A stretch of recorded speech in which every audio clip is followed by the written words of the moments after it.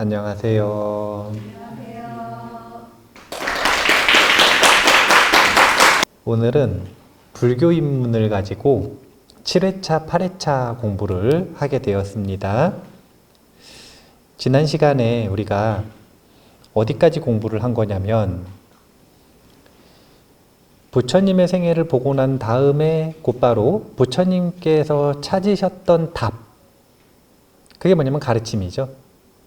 그 가르침의 핵심에 대한 내용을 공부를 한 거거든요. 잠깐 앞에 목차로 가볼까요? 6페이지쯤 되는 것 같은데요. 제가 6페이지에서 이 불교 입문을 공부를 하는 데 있어서 1장, 2장은 신에 해당이 된다. 3장, 4장은 해에 해당이 된다. 그리고 5장, 6장, 7장, 8장은 자리행에 해당이 되고 9장, 10장, 11장은 이타행에 해당이 된다고 했습니다. 그래서 오늘은 이제 5장, 6장 들어갈 차례니까 앞부분에서 신, 믿음의 대상인 부처님에 대해서 공부를 했고 그 다음 부처님의 가르침에 대해서 공부를 했고 이것을 바탕으로 나는 어떻게 살아야 되는가에 대한 공부의 시작이 된다. 이렇게 생각을 하시고 전체적인 관점에서 조망하시면서 공부를 해보시면 되는데 먼저 119페이지로 가볼게요. 오늘 계율부터거든요. 이제 이 책이 기본적으로 불교 입문이잖아요. 그래서 계율이라고 하는 것을 배우는 것은 굉장히 스펙트럼이 넓어요. 근데 그 중에서 입문에 해당되는 내용, 처음 불자가 되는 시작부터 해당되는 내용을 119페이지에서 먼저 삼귀의계부터 이야기를 하는 거거든요. 삼귀의계. 그런데 119페이지의 중간 문단에 보면 삼귀의계라는 게 원래 형식적인 게 아니라 감탄사를 내뱉는 정형구예요. 그 감탄사가 어떤 정형구로 이루어져 있는지를 같이 먼저 한번 읽어보고 그 다음에 삼귀의계의 의미에 대해서 생각을 해보겠습니다. 중간에 보면 세존이시여 참으로 훌륭하십니다 이렇게 되어 있는 부분 있죠. 이 부분 같이 읽어보겠습니다.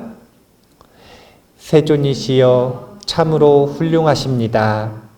마치 넘어진 자를 일으켜 세우듯이 덮인 것을 벗겨내 주듯이 길 잃은 자에게 길을 가르쳐 주듯이 눈 있는 자들은 보아라 하며 어둠 속에 등불을 내걸듯이 세존은 다양한 방법으로 법을 설해 주셨습니다. 세존이시여 이제 저는 세존과 가르침과 승가에 귀의합니다. 세존께서는 저를 지금부터 평생 귀의한 신자로 받아주십시오. 앞부분이 감탄사입니다. 이유. 삼보에 귀의하는 이유가 무엇이었느냐? 4가지 비유가 있죠. 넘어진 자를 일으켜 세우듯, 덮인 것을 벗겨내주듯, 길 잃은 자에게 길을 가르쳐주듯, 캄캄한 어둠 속에 있을 때 눈 있는 자들은 보아라 하며 등불을 내걸어주듯. 이렇게 우리가 삶을 살아가다 보면 어느 순간에 넘어지게 되고 그리고 눈 덮여서 눈 멀게 되고 길을 잃게 되고 캄캄한 어둠 속에 놓여지는 것 같은 순간이 온단 말이에요. 그때 부처님 당시에는 인도에서 가장 유명하고 가장 지혜로운 스승이라고 손에 꼽히는 부처님을 찾아가서 부처님께 질문을 했던 거예요. 전 어떻게 하면 좋겠습니까? 그리고 이에 대한 답변을 하신 내용이 무엇이냐면 84,000 경전입니다. 그런데 그 경전의 답변을 딱 들으시고 대부분의 사람들이 문제를 해결했어요. 문제를 얼마나 잘 해결했는지 세간에 살아가는 본인들보다 세간에 대해서 더 잘 이해하신다 그래서 부처님을 뭐라 그러셨냐면 세간해라 그랬어요. 세간에서 살아가는 자기들보다 세간의 문제를 더 잘 풀어주신다 그래서 또 풀해자를 써서 세간해라고도 하셨어요. 이해한다 말고 잘 풀어주신다 해서. 그래서 사실은 본인들에게 이익을 주니까 감탄을 한 거예요. 그리고 감탄을 하면서 신뢰하는 마음이 생겨서 이제는 다른 곳에 의지하지 않고 이 가르침, 이 삼보라고 하는 이 존재에게 평생 귀의하겠습니다. 평생 의지하겠습니다. 라고 하는 다짐을 하는 게 삼귀의였다. 이렇게 생각을 하시면 되는데 앞부분에 보면 일화가 나오거든요. 제가 요약해 볼게요. 앞부분에 이렇게 나옵니다. 어떤 집안의 주부가 늘 입에 달고 사는 말이 있었다. 그게 뭐냐면 거룩한 부처님께 귀의합니다. 가르침에 귀의합니다. 스님들께 귀의합니다요. 입에 이 소리가 달려있는 거라. 깜짝 놀라면 뭐라 그러세요? 엄마야 이러시죠? 이것처럼 삼보에 귀의하는 말이 연불처럼 입에 달려있는 거예요. 그런데 집안일을 할 때도 그렇고 누구를 만나도 그렇고 자꾸 습관처럼 이 말이 나오는 거예요. 우리 도반 보면은 누구든 만나면 나무아미타불 이러시는 분 있거든요. 인사할 때 나무아미타불이랍니다.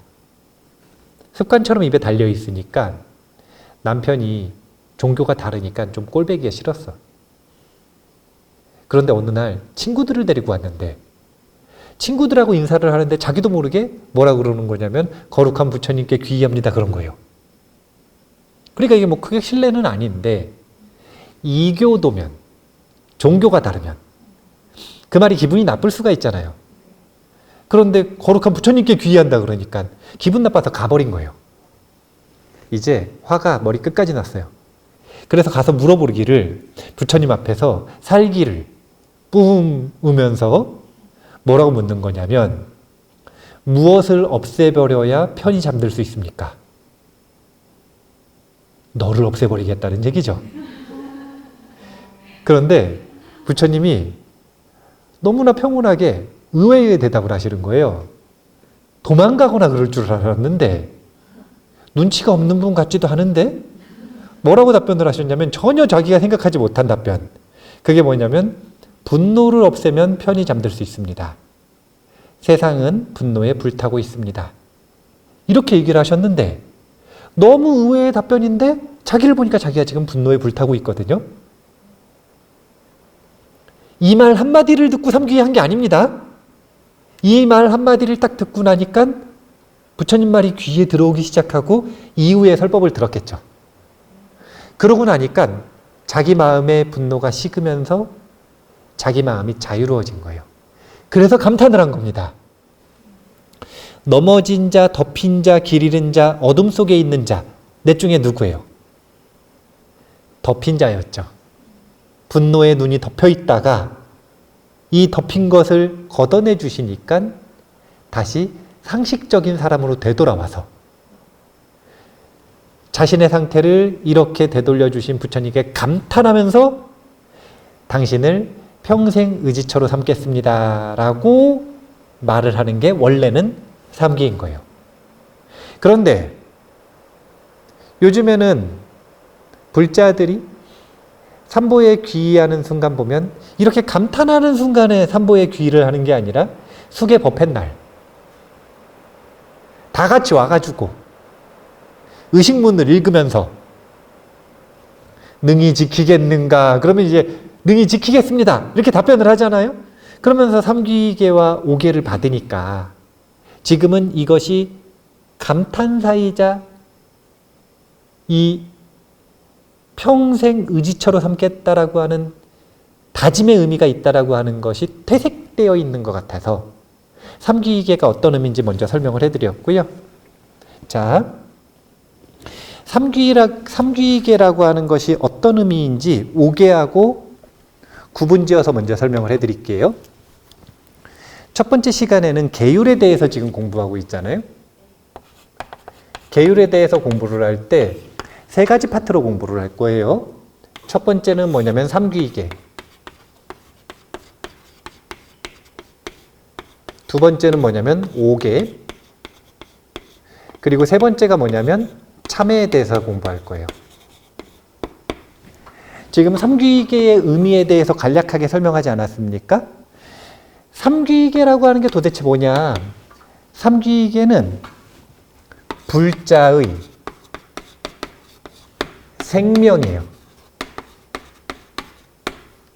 여기서 말하는 생명은 몸의 목숨을 말하는 게 아니라 불자라고 하는 정체성의 생명력을 말하는 거예요. 부처님께서 그렇게 정의하셨으니까. 불자가 되려면 다른 모든 것들은 부차적인 거고, 무엇을 해야 불자라고 하셨냐면 삼귀를 해야 불자라고 얘기하셨어요. 이게 부처님께서 정의하신 불자의 정의입니다. 그래서 불교학을 아무리 잘 알아도 삼귀를 모르면 불교 학자이긴 하지만 불자는 아닌 거예요. 수행을 아무리 잘해도 삼귀의 마음이 없으면 수행을 잘하는 요기이기는 하지만 불자는 아닌 거예요. 그런데 수행을 못하고 그리고 불교학을 전혀 몰라도 삼귀의 마음을 품고 있으면 그런 존재는 불자, 부처님 자식이라고 정의할 수 있다. 그래서 불자는 이 삼귀계의 마음이 끊어지면 뭐가 되는 거냐면 생명력이 끝난 거예요. 불자로서. 죽는다는 얘기가 아니라 이제 불자가 아닌 거죠. 불자가 아니라 그래가지고 죽는 것도 아니고 성불을 못하는 것도 아닙니다. 불자가 아니라 그래가지고 행복하지 못한 것도 아니에요. 하지만 불자는 아닌 거죠. 그래서 제가 수계법회를 할 때 항상 삼귀계와 오계의 의미에 대해서 분명하게 구분을 해드리는데, 삼귀계와 오계를 받은 다음에 법명을 받거든요. 수계법회에 가면. 그러면 1번 삼귀계, 2번 오계, 3번 법명. 뭐가 메인 이벤트예요? 하지만 법명을 제일 메인 이벤트라고 생각을 하시는 분들이 많아서 제가 수계법회는 장명 시간이 아닙니다라는 걸 항상 얘기를 하죠. 저는 장명도 잘 못하기 때문에 이 법명 받으러 오시면 안 되고, 뭐가 메인이냐면 삼귀계가 메인이라. 이게 불자가 되는 메인 이벤트가 되는 거예요. 불자로서 새롭게 생명을 받아서 태어났으면 애기가 됐잖아요. 애기. 불자로서의 베이비 아닙니까? 그래서 새롭게 이름을 주는 게 법명인 거예요. 축하한다고. 이 화두로서 불자로 살아가라고 삶의 방향성을 주는 게 법명이 되는 겁니다. 그렇다면 오계는 무엇인가? 법명은 모든 사람들한테 공통으로 줘요? 아니면 다 다르게 줘요? 지금 다 커스터마이징이 돼 있는 거잖아요. 그 사람 인연처에 맞게 그 사람만의 수행의 화두를 주는 거잖아요. 법명은. 근데 오계는 뭐냐면 불자라면 공통으로 이렇게 살아야 된다라고 하는, 이게 뭐냐면 불자의 정체성이 아니라 특징. 불자라고 하는 존재들은 공통적으로 이런 특징을 가지고 있다라고 하는 특징을 알려주는 게 오계라. 그래서 삼귀를 열심히 잘해요. 마음에 품고 있어. 진심이라. 그런데 오계 중에 3개만 지켜. 그러면 불자예요, 아니에요? 불자예요. 말을 조금 안 듣는. 자, 삼귀에 대해서 진심이라. 근데 오계를 하나도 안 지켜. 불자예요, 아니에요? 네, 좀 말 많이 안 듣는 불자예요. 삼귀계를 잘하는데 오계를 5개를 다 지켜요. 그러면 아주 모범적인 불자. 그런데 오계를 지켜. 근데 삼귀계에 마음이 없어요. 그럼 불자예요, 아니에요? 도덕적인 사람, 윤리적인 사람. 왜냐하면 불자가 아닌 사람들 중에서도 오계는 도덕적이고 윤리적인 사람은 다 지켜요. 이거는 공통 원리이기 때문에. 그 모든 여러 공통 원리 중에 불자는 이 5가지는 지키자라고 부처님께서 말씀해 주신 게 5개가 되는 것이다. 태어났으니 어떻게 공통으로 살아야 된다, 개인화돼서 어떻게 살아야 된다 라고 말을 해주는 게 수계의식의 구성이에요. 자, 삼귀계가 왜 중요한지 아시겠죠? 안 태어나면 특징을 얘기해 줄 필요가 있어요, 없어요? 안 태어났는데 본명 이름 줘줄 필요가 있어요, 없어요? 없잖아요. 그래서 요 생명을 받는 삼귀계가 메인 이벤트가 되더라. 120페이지에 보면 맨 아랫문단에 5번째, 밑에서 5번째 줄쯤 보면 그래서 삼귀는 이 부분이 있죠. 같이 나머지 읽도록 하겠습니다. 그래서 삼귀는 단순한 인문의 서약 차원에 머물지 않는다. 거기에서 한 걸음 더 나아가 제가 신자로서 아름답고 바른 삶을 살기 위한 계를 받아들이겠다는 의미다. 그래서 평소에도 삼귀를 잊지 않고 지내는 것이 불자로서 실천해야 할 첫 번째 규범이다. 그러니까 첫 번째 규범은 인문의 서약, 불자라고 하는 정체성에 입문하는 서약이 삼귀계, 이걸 바탕으로 계를 받아들이겠다는 의미, 이게 2번째 서약이 되는 거예요. 그게 이제 5개가 되는 겁니다. 5개를 이제 배울 거예요. 자, 5개는 몇 페이지로 갈 거냐면 바로 다음 페이지 121페이지로 가겠습니다. 121페이지도 이 1화로 시작되는데요. 1화로 시작되기 전에 먼저 계율을 어떻게 생각하는지를 볼 수 있는 문장을 같이 읽어볼게요. 121페이지의 2번째 문단 3줄 같이 읽어보겠습니다. 부처님께서 그의 집에 들어서자 그는 마음이 불편해졌다. 보나마나 보시하라는 둥 잔소리만 늘어놓을 것이 뻔했기 때문이다. 그런데 부처님은 뜻밖에도 이렇게 말씀하셨다. 뭐라고 말씀하셨을까요? 자, 여기 보면 잔소리만 늘어놓을 것이 뻔했기 때문이다. 이게 계율에 대한 오해입니다. 계율을 잔소리라고 생각하는 거예요. 잔소리는 자신에게 자유를 줬다는 거예요? 속박했다는 거예요? 이건 지켜야 된다, 이건 지켜야 된다, 이건 하면 안 된다, 이건 하면 안 된다, 이런 말이 속박이에요, 아니에요? 속박이에요? 자, 봐보세요. 그런 말을 왜 해줬나를 봐야죠.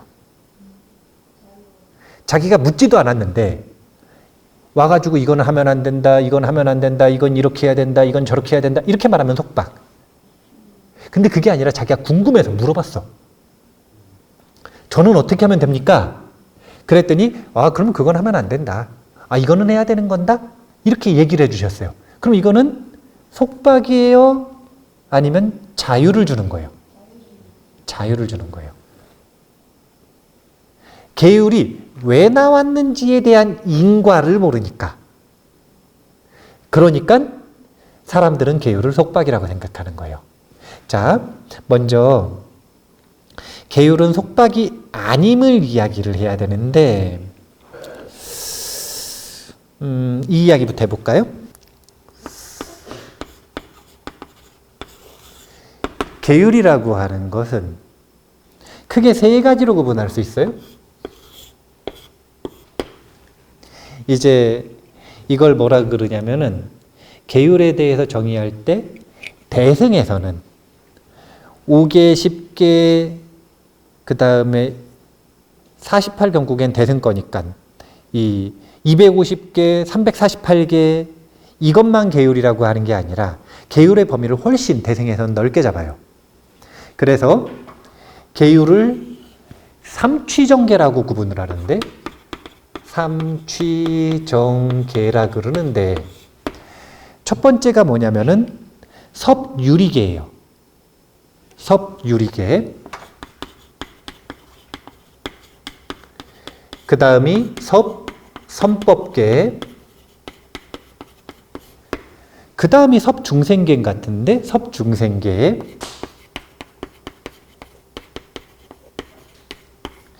여기에 보면은 섭이라는 말이 있어. 섭이라는 말이 있어요. 이제 이 섭이라는 말 자체가 무엇인가를 섭수한다라고 하는 의미도 있는데, 요 섭유리계라고 하는 것은 뭘 의미하냐면 하면은 안 되는 목록을 이야기하세요. 그래서 우리가 일반적으로 아는 5개, 10개, 그 다음에 10중 대개, 48 경구계, 250개 이런 것들은 하면 안 되는 금지 목록이죠. 지악. 그것은 악습이니 그쳐라. 이렇게 말하는 계율의 항목들을 대부분 섭유리계라고 합니다. 섭선법계는 지악의 의미가 아니라 무엇인가를 하지 않는 것에서 그치지 않고 선을 더 적극적으로 행하라 라고 권장해 주는 것. 이런 가르침들, 수선의 가르침을 선법계라 그래요. 그러니까 원래는 계율은 여기까지인데 이거를 더 넓게 해석을 해서 선법을 권선하는 것도 계율이라고 이름을 붙인 거예요. 그 다음에 섭중생계라고 하는 것은 중생을 구제하는 것을 계율로서 삼고 있는 거예요. 그래서 이것은 계도, 요 도자, 그 제도시킨다, 구제한다, 중생을 구제한다라고 하는 의미를 섭중생계로서 포함을 시켜서 이 삼취정계로 보살의 계율을 이야기를 합니다. 그런데 보면 여기 이렇게 나오죠. 지약, 수선. 계율을 왜 이야기했는지를 생각을 해볼 필요가 있어요. 아까도 말했지만 부처님께서 오늘부터 나는 승단이라고 하는 단체를 만들겠다. 그래서 여기에 정관은 이러하고 그 다음에 여기에 운영체계, 운영규칙은 이러하고 그래가지고 여기에는 이런 자격이 있는 사람들이 올 수 있고 이 사람은 이러이러한 규칙들을 지켜야 된다라고 하는 걸 만들고서 사람들에게 그걸 강요한 게 아니라 모든 것은 부처님 깨치시고 나서 20년 사이에 만들어지는 거거든요. 성불하신 이후에. 그 이후에 교단이 체계화된다 이렇게 표현을 하는데 체계화된다라는 건 그 전에는 교리, 계율 이런 것들이 있었다는 거예요? 없었다는 거예요? 없었다는 거예요. 아무런 규칙이 없었다는 거예요. 심지어 제가불자들의 옥에는 그전부터 있었는데 비구 스님들의 계율은 하나도 없었대요. 계율이라는 게 아무것도 없었대요. 20년 동안. 왜 그럴까요? 아무도 계율이 어긋나는 비도덕적인 행동을 안 한 거예요. 그래서 계율이 없었대요. 그래서 만나가지고 포사를 할 때 뭘 가지고 포사를 했냐면 칠불통계 가지고 네 글자 사구계 모든 악은 그치고 모든 선은 받들어 행하고 자신의 마음을 청정히 하는 것 이것이 모든 부처님의 가르침이다. 이 칠불통계 서로 공유하고 헤어지면 포살 끝난 거라. 그것만으로 계율을 아무도 안 어기셨으니까. 왜냐면 어길 게 없어요. 정해지지가 않았어요. 그러면 그 이후에 계율이 정해졌다. 이건 무슨 뜻이냐면 문제가 생겼으니까 정한다는 거죠. 또 두 번째, 제가불자들은 그래도 처음부터 오계가 있었을 가능성이 높아요. 왜요? 어기니까. 그래서 제가불자들의 오계는 뭐에 의해서 결정되는 거냐면 와서 묻습니다. 뭘 묻냐면 지악은 뭘 묻는 거냐면 어떻게 하면 고통에서 벗어납니까? 이걸 물었어요. 이걸 이고라고 하죠. 수선은 뭐에 대한 답변이냐면 어떻게 하면 행복해집니까? 득락에 대한 질문을 해요. 부처님께 와가지고 제가불자들이 이고득락에 대한 질문을 자꾸 하는 겁니다. 거기에 대해서 답변을 해주신 게 뭐냐면 바로 계율이에요. 이게 1번으로 답변을 해주신 거예요. 이러한 행동들은 하지 않고 이러이러한 행동을 하시면 그러면 삶이 고통에서 벗어나 행복해질 수 있습니다. 자, 봐보세요. 이 계율은 답변이라. 무엇에 대한 답변이냐면 이고 등락에 대한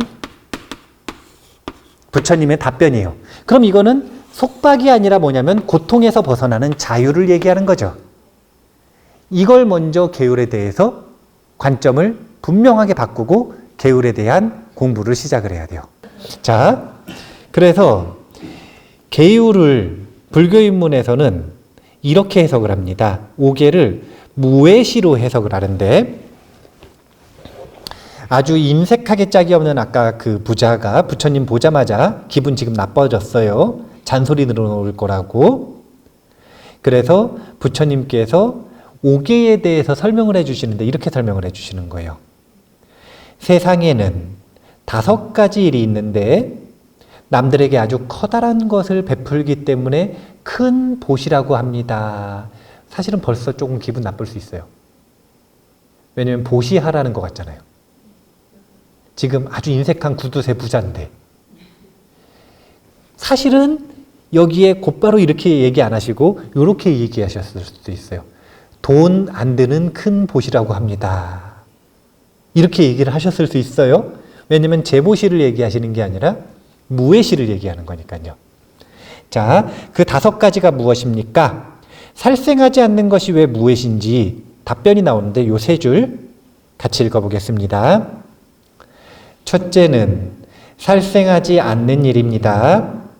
사람이 살아있는 모든 생명체를 소중히 여기면 모든 생명체가 그를 두려워하지 않으니 이것이 바로 세상에서 두려움을 없애는 첫 번째 커다란 보시입니다. 밖에 나가가지고 산에 가면은 야생동물들이 사람들에게 다가오나요? 안 다가오나요? 다가오는 사람도 있고 안 다가오는 사람도 있죠. 그러면 다가오는 사람에게는 왜 다가오느냐? 살업이 적기 때문에 그래요. 자, 봐보세요. 야생동물들이 다가온다 그랬을 때 반달곰이 다가오길 바라세요? 다람쥐가 다가오길 바라세요? 반달곰은 다가오는 게 아니라 쫓아오는 거죠. 다가온다라고 하는 건 새가 다가오거나 다람쥐가 다가오거나 이런 거잖아요. 나보다 약한 존재가. 그러면 그들은 약하니까 자신의 생존을 위해서 뭘 발달시켰냐면 투쟁 도피 반응을 누구에게 일으켜야 되는지가 예민하거든요. 누구에게 도피해야 되는지를 아주 예리하게 캐치해요. 그 사람의 업을 캐치하는 거예요. 이 사람이 살업이 많으면 안 다가가요. 그런데 살업이 없는 존재들에게는 새가 와서 막 머리에 앉고 손에 앉고 다람쥐가 와가지고 놀자 그러고 그러잖아요. 그런 존재들은 살생을 하지 않은 업이 오랫동안 이어져 온 거예요. 이렇게 살업이 적은 존재들은 다른 이들이 두려워하지 않는다. 다른 이들에게 두려움에서 벗어날 수 있도록 해준다. 그래서 무외시라고 하는 겁니다. 전부 논리가 마찬가지예요. 뒷페이지에 보면 주지 않는 것을 갖지 않는 일, 도둑질 안 하는 일에 대해서 이 부분까지만 같이 읽어볼게요. 뒷페이지 윗문단에 있습니다. 둘째는 주지 않는 것을 갖지 않는 일입니다. 제 것 아닌 것을 탐내지 않고 함부로 갖지 않으면 사람들은 그를 믿게 되고 그를 두려워하지 않으니 이것이 바로 세상에서 두려움을 없애는 두 번째 커다란 보시입니다. 주지 않는 것을 자꾸 가지고 가는 사람이 있어요. 혹시 그런 친구 더 본 적 있으신가요? 주지 않는 걸 자꾸 가져가요. 하다못해 지우개라도 가져가고 하다못해 볼펜이라도 가져가고 그런 친구들 못 봤으면 하다못해 자꾸 라면이라도 뺏어 먹어. 그러면 그 친구만 오면 분위기 이상해져요, 안 이상해져요? 이상해지잖아요. 일단 소지품 좀 잘 챙겨야 될 것 같고 마음이 두렵잖아요. 근데 그런 업을 안 가지고 있고 그런 업을 끊는 것만으로 어떻게 되는 거냐면 중생을 두려움에서 벗어나게 해주는 거예요. 옥계는 전부 다 마찬가지라는 거예요. 옥계는 섭유리계로서 금지해야 되는 악업이기도 하지만 그것 자체가 중생을 유익하게 하는 섭중생계가 되기도 하고 보시를 베푸는 무예식이기 때문에 섭선법계가 되기도 하는 거예요. 지금 옥계를 조금 더 능동적이고 적극적으로 해석하고 있는 방식입니다. 자, 근데 옥계가 일단 뭔지 모르실 수 있으니까 세 번째는 그릇된 성관계를 갖지 않는 거예요. 이거 너무 중요하지 않습니까? 그릇된 성관계를 가지고 있었던 누군가가 있어요. 그러면 그 사람 오면 얼마나 불안해요. 그냥 그 사람 온 것만으로 불안하잖아요, 주변 사람들이. 네 번째는 거짓말하지 않는 건데 말만 하면은 거짓말인 사람이 있어요. 얼마나 불안해. 다섯 번째, 음주잖아요. 자꾸 보면은 술에 취해 있어. 그래 사고를 쳐. 얼마나 불안해요. 옥계를 지키는 것만으로 주변이 편안해지는 겁니다. 그래서 여기에서는 섭유리계를 섭선법계로 함께 묶어서 해석하는 방식을 알려주신 건데 중요한 건 옥계를 지켜라. 이게 중요한 겁니다. 다섯 가지 항목을 정확히 아셔야 돼요. 살생, 투도, 사음, 망어, 음주. 자, 그러면 대반열반경 123페이지에 보면 대반열반경에 옥계를 안 지키는 것과 지키는 것이 어떤 차이가 있는지 아주 자세하게 설명하시거든요. 한번 같이 읽어볼게요. 계를 깨면, 맨 아래 페이지에요. 맨 아래에 계를 깨면 다섯 가지 위험이 따라온다. 무엇이 그 다섯인가? 첫째, 계행이 나쁘고 계를 깨면 그 사람이 게으르다는 것을 보여주니 그 결과로 재물을 잃는다. 둘째, 악명이 퍼진다. 셋째, 어떤 모임에 들어가도 자신감을 잃고 눈치를 본다. 넷째, 계를 깼기 때문에 어리석은 상태로 세상을 떠난다. 다섯째, 죽은 뒤에 처참하고 불행하고 파멸을 부르는 곳인 지옥에 떨어진다. 자, 계율을 어기면 그 사람은 계행이 나쁘고 게으르다는 것을 증명한 거래요. 그래서 세상이 그 사람과 관계를 어떻게 맺는 거냐면 첫째, 그 사람은 재물을 잃는데요. 이것만 해도 자본주의 시대에는 치명적입니다. 계율을 안 지키면 재물을 잃는다. 두 번째, 악명이 퍼진다. 세 번째, 재물이 계속 잃어버리고 악명이 퍼져 있어요. 어떤 모임에 들어가도 자신감을 잃고 눈치를 볼 수밖에 없다. 네 번째, 어리석은 상태로 세상을 떠나게 되고 다섯 번째, 결국 지옥에 떨어지더라. 계율을 어겨야겠어요? 지켜야겠어요? 지켜야겠죠. 이런 고통으로부터 벗어나고 싶으시면 제가 자유로워지는 방법을 알려드리는 거예요. 옥계를 지키시면 돼요. 그럼 어떤 이익을 얻는가? 밑에 있어요. 같이 읽겠습니다. 반면 계를 잘 지키면 다섯 가지 이익이 있다. 무엇이 그 다섯 가지인가? 첫째, 계를 잘 지키면 게으르지 않게 되니 그 결과로 큰 재물을 얻는다. 둘째, 훌륭한 명성을 얻는다. 셋째, 어떤 모임에 들어가도 두렵지 않고 눈치를 보지 않으며 당당해질 수 있다. 넷째, 어리석지 않은 상태로 세상을 떠난다. 다섯째, 죽은 뒤에 좋은 곳, 천상에 태어난다. 다섯 가지를 그냥 대꾸로 붙인 거죠. 딱 기억을 하셔야 돼요. 우리가 이제 옥계 아직 안 받으신 분들도 있고 받았는데 기억 못 하시는 분들도 있고 그리고 앞으로 받으실 분들도 있는데 옥계를 어겨야 되는 선택의 순간이 왔을 때 이거 어기면 어떻게 된다? 재물을 잃는다. 이거 지키면 어떻게 된다? 재물을 얻는다. 이거 안 지키면 어떻게 된다? 명성을 잃는다. 악명이 쌓인다. 이거 지키면 어떻게 된다? 명성을 얻는다. 이렇게 대꾸로 이 5가지를 잘 기억을 하시면 돼요. 그러니까 여기 보면 부처님께서 계율을 얘기하신 이유가 있는 거예요.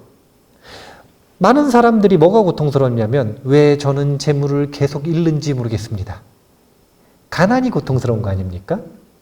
왜 저는 사람들이 이렇게 싫어하는지 모르겠습니다. 악명이 쌓이는 거 아닙니까?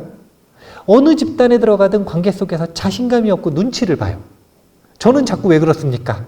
자존감의 문제가 결국은 계율의 문제라는 거예요. 자기는 죽음이 두려운 거라. 왜냐면 알거든요. 현재 사는 걸 보면. 죽은 다음에 지옥 갈까 봐 그렇게 두려워요. 왜냐면 계율을 안 지키니까. 그래서 이런 고통에서 벗어나려면, 이런 고통에서 자유로워지려면 5개를 지키라고 하신 거예요.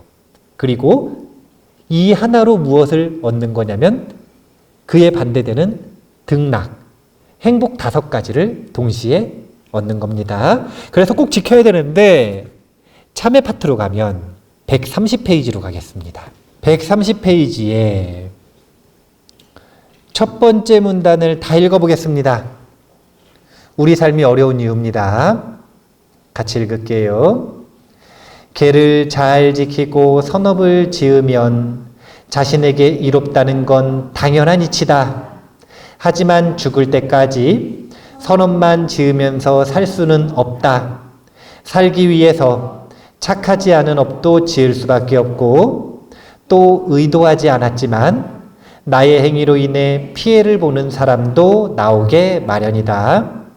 인간의 자만심과 아상은 깊고 깊어서 이로 인해 아무리 똑똑하고 잘난 사람도 자신도 모르게 죄를 지어 상대방에게 뼈아픈 상처를 남긴다.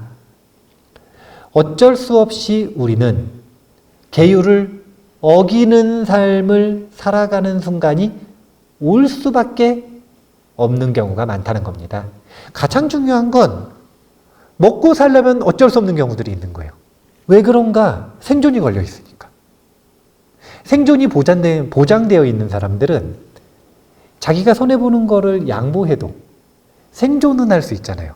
이익금이 줄 뿐이지. 그런데 생존이 걸려 있는 사람들은 양보하면 당장 오늘 살기가 어렵고 먹고 살지 못할 수가 있어요. 자기만 그러면 또 상관이 없는데 가족들까지 걸려 있으면 특히 착해지기가 쉽지 않은 거예요. 그래서 우리가 어쩔 수 없이 계율을 어기는 순간이 오는데 이 어기는 순간이 왔을 때 지금 부처님께서는 계율을 왜 얘기하셨냐면 지약, 이것을 통해서 고통에서 벗어나는 방법을 얘기해 주신 거고 등락의 방법을 얘기해 주신 거거든요. 뻔하다 이거예요. 계율을 안 지키면 이렇게 되고 지키면 이렇게 된다? 이거는 우리가 언제부터 알았냐면 유치원 들어가자마자 알았어요. 유치원 들어가자마자 배웠거든요. 도덕 시간에. 그리고 유치원 들어가자마자 사실은 확인도 했어요. 도덕 시간에 알려주는 대로 안 했을 때 선생님한테 계속 혼났거든요. 친구들이 자기 싫어하는 거 경험했거든요. 부모님한테도 혼났거든요. 그리고 도덕 시간에 시키는 대로 잘하면 선생님이 착하다고 했고 친구들도 좋아하고 부모님도 자기를 잘 좋아해 주셨어. 그런 경험들을 충분히 했기 때문에 아는데 그럼에도 불구하고 이거를 왜 못 지키느냐?